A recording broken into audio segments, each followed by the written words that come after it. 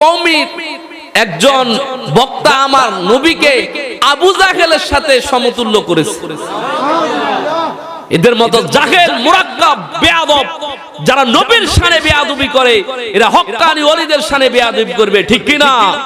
সারসিনার সেই বর্তমান পীর সাহেব হুজুর সম্পর্কে সে বাজে মন্তব্য করেছে, আমরা এই মাহফিল থেকে প্রতিবাদ জানাই, ঠিক কি না?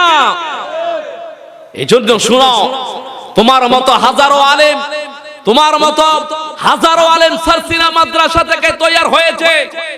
বাংলার জমিনে যত আলেম দেখো, প্রতিটি মাদ্রাসায়, বিশেষ করে সারসিনা মাদ্রাসার আলেম সেখান থেকে বের হয়ে এরপরে মাদ্রাসায় খেদমত করতেছে, ঠিক কি না? বাংলাদেশের সর্বপ্রথম কামিল মাদ্রাসা যেখানে প্রতিষ্ঠিত হয়েছে সেটা হলো সারসিনা। মানে ভাইরা শুনো, তোমরা যে আজকে স্কেল খাচ্ছ, এই লাখ লাখ টাকার, হাজার হাজার টাকার সরকারি স্কেল খাচ্ছ, এটাও সারসিনার অবদান, ঠিক কি না? পানের ভাইরা, সারসিনা মাদ্রাসা থেকে সারা বাংলাদেশ তুমি খুঁজে দেখো, যতগুলো দরবার আছে, দরবারের মুরিদরা বেশিরভাগে এক কথা হলো সাধারণ মানুষ, মূর্খ মানুষ, কিন্তু সারসিনার দরবার শরীফের মুরিদ বেশিরভাগে আলেম। জোরে বলুন আলহামদুলিল্লাহ। শুনেন, সাধারণ মানুষ আর আলেম কোশ্চেন কালো সমান হতে পারে? এজন্য সারসিনা সম্পর্কে মন্তব্য করতে মুখে লাগাম দিয়ে কথা বলতে হবে, ঠিক কি না? এজন্য পানে ভাইরা ভালো করে শুনে নেন, ভালো করে বুঝে নেন। মিরাজ রজনীতে আমার আল্লাহ পাক রব্বুল আলামিনের যখন আরশে আজিমের মেহমান হলেন আমার নবী, খুশি না বাজার? কোন নবী আজও পর্যন্ত কি আল্লাহ পাকের বাড়ির মেহমান হয়েছে? আপনারা ভাইরা ভালো করে শুনে নেন, ভালো করে বুঝে নেন গো। আল্লাহর হাবিব রহমতুল লিল আলামিন যখন সিদরাতুল মুনতাহা বেদ করে আমার নবী রহমতুল লিল আলামিনের বাড়ির মধ্যে চলে গেলেন গো। যাওয়ার পরে পরের ভাইরা হযরতে জিব্রাইলকে নিয়ে যখন আমার নবী সারা পৃথিবী ঘুরলেন, জান্নাত ঘুরলেন, জাহান্নাম ঘুরলেন, হঠাৎ করে আমার নবী শুনলেন একটা বিকট একটা আওয়াজ শুনতে পেলেন। আমার নবী প্রশ্ন করলেন, রে ভাই জিব্রাইল, এই বিকট আওয়াজটা কি, তুমি আমার একটু বলো। হযরতে জিব্রাইল বলে, ইয়া রাসূলুল্লাহ, কি নবী গো, মায়ার নবী, আজ থেকে 1000 বছর আগে আল্লাহ পাকের ফেরেশতারা জাহান্নামের উপর থেকে একটা পাথর এইভাবে ছেড়ে দিয়েছে। এই পাথরটা পড়তে পড়তে জাহান্নামের তলদেশে পড়তে পড়তে 1000 বছর লেগেছে। তাহলে চিন্তা করে দেখেন বাবা, জাহান্নামের গভীরতা কত বেশি। এজন্য পানা ভাইরা, জাহান্নামের কথা স্মরণ করে যে মানুষগুলো চোখের পানি ছেড়ে ছেড়ে কান্দে, এই মানুষগুলো হলো আল্লাহ পাক রহমানের বান্দা। জোরে বলুন আপনারা ভাইরা, রহমানের বান্দা কারা? আমার আল্লাহ পাক রব্বুল আলামিন সূরাতুল ফুরকানের 67 নম্বর আয়াতে আমার আল্লাহ পাক রব্বুল আলামিন বলেন, বিসমিল্লাহির রহমানির রহিম,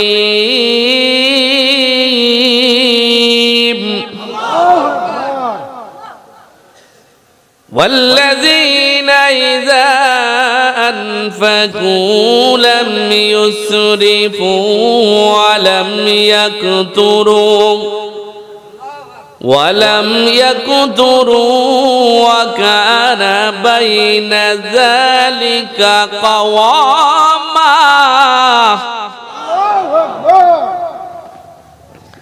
আমার আল্লাহ পাক রব্বুল আলামিন বলেন, রহমানের বান্দার পঞ্চম নাম্বার বৈশিষ্ট্য হলো, পঞ্চম নাম্বার খাসালাত হলো, এই মানুষগুলো আল্লাহর রাস্তায় তারা ব্যয় করে, আমার আল্লাহর দেওয়া সম্পদ থেকে তারা ব্যয় করে। এই মানুষগুলো অপচয় করে না, এই মানুষগুলো কৃপণতা অবলম্বন করে, কৃপণতা করে না, এরা মাঝামাঝি পন্থা অবলম্বন করে। জোরে বলুন রহমানের বান্দার পঞ্চম নাম্বার বৈশিষ্ট্য হলো, এই মানুষগুলো আল্লাহর পথে ব্যয় করে। আল্লাহর পথে কি করে? এই মাহফিল সাজাইছেন, টাকা দিচ্ছেন না? কথা বলেন, দিচ্ছেন নি? তারা কৃপণতা করেন, তারা কি করে না, কৃপণতা করে না। পানের ভাইরা, কৃপণ মানুষ আসেনি, আসেনি এ বাউরা এলাকা আসেনি। এই ভূমিকম্পকে আমরা না বললে কি আমরা কি বুঝি না? এই যে ভূমিকম্প হচ্ছে কেন?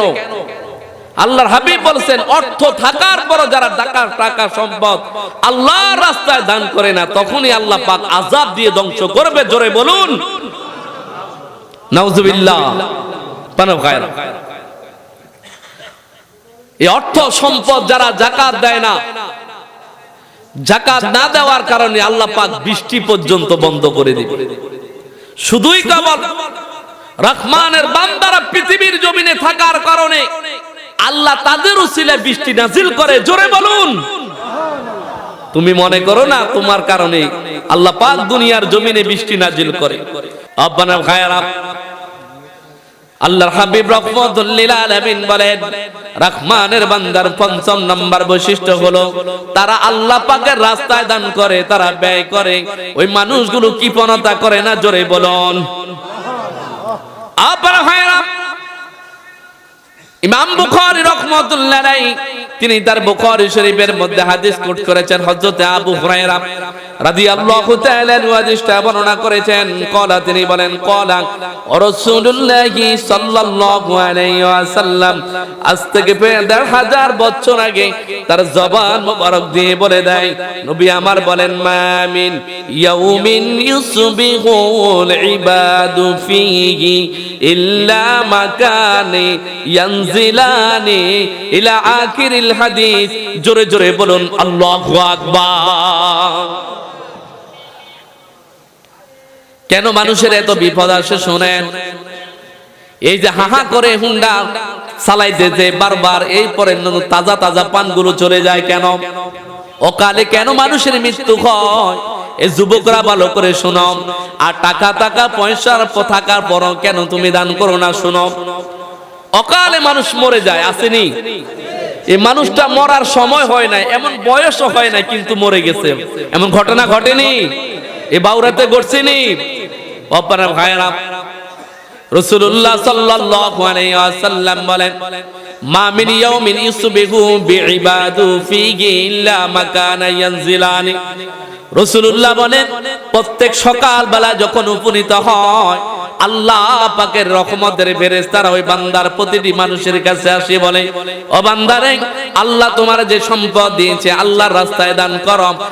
আর বান্দারে এইভাবে যখন সেই দোয়া করতে থাকে, বলে যায় আর বলে, আল্লাহ পৃথিবীর জমিনে তোমার দেওয়া সম্পদ যারা দান করবে না তাদেরকে তুমি ধ্বংস করে দাও। জোরে বলুন নাউজুবিল্লাহ। মানুষ কখন ধ্বংস হয়ে যায়, মানুষের কখন বিপদ আসে। পানার ভাইরা, ভালো করে শুনে নেন, ভালো করে বুঝে নেন। অর্থ থাকার পর যে মানুষগুলো আল্লাহর রাস্তায় দান করে না, আল্লাহ পাক রব্বুল আলামিন রাগান্বিত হইয়া ফেরেশতাদের দোয়া কবুল করে, এরপরে তাদেরকে ধ্বংস করে দেয়। জোরে বলুন নাউজুবিল্লাহ। আবাউরার ভাইরা, ভালো করে শুনে নেন, ভালো করে বুঝে নেন। সুনানে তিরমিজি শরীফ খুলে দেখো, হযরত আনাস রাদিয়াল্লাহু তাআলা হাদিসটা বর্ণনা করেছেন। কলা, তিনি বলেন, কলা রাসূলুল্লাহি সাল্লাল্লাহু আলাইহি ওয়াসাল্লাম, ইন্নাস সাদাকাতা লা তুতফিউর গাদাবার রাব্বি ওয়া তাদফাউ মিতাতাস সুই। জোরে জোরে বলুন আল্লাহু আকবার। নবী আমার রাহমাতুল লিল আলামিন বলেন, ইন্নাস সাদাকাতা লা তুতফিউল গাদাবার রাব্বি। যখন আমার আল্লাহ পাক রাগান্বিত হয়ে যায়, মানুষ যখন অধিক পরিমাণে গুনাহ করে, তখন আমার আল্লাহ পাক রাগান্বিত হয়ে যায়। তখনই আল্লাহ পাক মানুষগুলোকে বালা মুসিবত দেয়, ধ্বংস করে দেয়। অর্থ থাকার পর যারা দান করে না তাদেরকে আমার আল্লাহ পাক ধ্বংস করিয়া দেয়। কিন্তু আমার নবী বলেন, ইন্নাস সাদাকাতা লা তুতফিউ গাদাবার রাব্বি। যখন কোনো বান্দা আল্লাহ দেওয়া অর্থটা আল্লাহর রাস্তায় দান করে দেয়, তখন আমার আল্লাহ পাক রাগে ক্রোধটা ভেঙে যায়, আমার আল্লাহ পাক তাকে মাফ করে দেয়, তার অপমৃত্যু ঘটায় না। জোরে বলুন সুবহানাল্লাহ।